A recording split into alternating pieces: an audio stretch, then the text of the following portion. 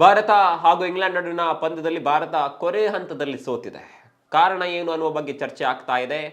ಆ ಕಾರಣಗಳ ಬಗ್ಗೆ ಚರ್ಚೆ ಮಾಡುವ ಮೊದಲು ಈ ವಿಡಿಯೋವನ್ನ ನೋಡ್ಕೊಂಡು ಬನ್ನಿ. मेरा एक्सपीरियंस हमेशा पॉल रेफल के साथ ना थोड़ा बात करना पड़ेगा उसके साथ. इंडिया तब बॉलिंग करता है उसको हमेशा नॉट आउट लगता है. इंडिया तब बैटिंग करता है उसको हमेशा आउट लगता है.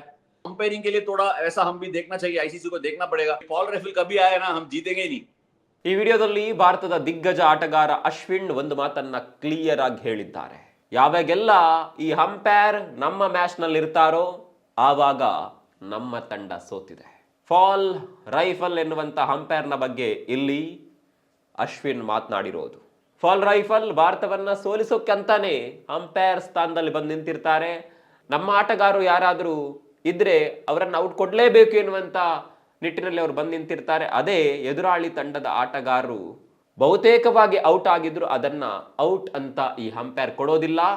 ಭಾರತ ತಂಡದ ವಿರುದ್ಧ ಈ ಅಂಪೈರ್ ಇದ್ದಾಗ ಭಾರತ ತಂಡ ಯಾವತ್ತು ಸೋತಿದೆ ಅನ್ನುವಂಥ ಮಾತನ್ನ ಅಶ್ವಿನ್ ಹೇಳಿದ್ರು.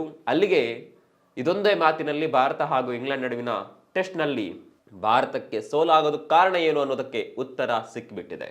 ನೀವು ಈ ಮ್ಯಾಚ್ ಅನ್ನ ನೋಡ್ತಾ ಹೋದರೆ ಫಾಲ್ ರೈಫಲ್ ಭಾರತದ ಆಟಗಾರರಿಗೆ ಔಟ್ ಕೊಟ್ಟದ್ದು, ಅಂಪೈರ್ಸ್ ಕಾಲ್ ಆಗಿ ಔಟ್ ಆಗಿದ್ದು ತುಂಬಾನೇ ಇದೆ.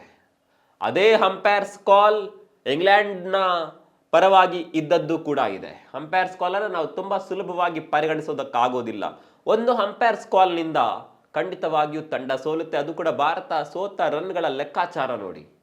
ಒಂದು ವೇಳೆ ಆ ಅಂಪೈರ್ಸ್ ಕಾಲ್ ಭಾರತದ ಪರವಾಗಿದ್ದಿದ್ರೆ ಭಾರತ ಈ ಪಂದ್ಯವನ್ನು ಖಂಡಿತವಾಗಿಯೂ ಗೆಲ್ತಾ ಇತ್ತು. ಹೀಗಾಗಿ ಈ ಪಂದ್ಯದಲ್ಲಿ ಭಾರತ ಸೋಲೋದಕ್ಕೆ ಬೇರೆ ಬೇರೆ ಕಾರಣಗಳು ಏನಿದೆಯೋ ಅದರಲ್ಲಿ ದೊಡ್ಡ ಕಾರಣ ಅಂಪೈರ್ ಮಾಡಿದಂತಹ ಅದೊಂದು ಒನ್ ಸೈಡ್ ಅಂಪೈರಿಂಗ್ ಅಂದ್ರೂ ತಪ್ಪಾಗೋದಿಲ್ಲ.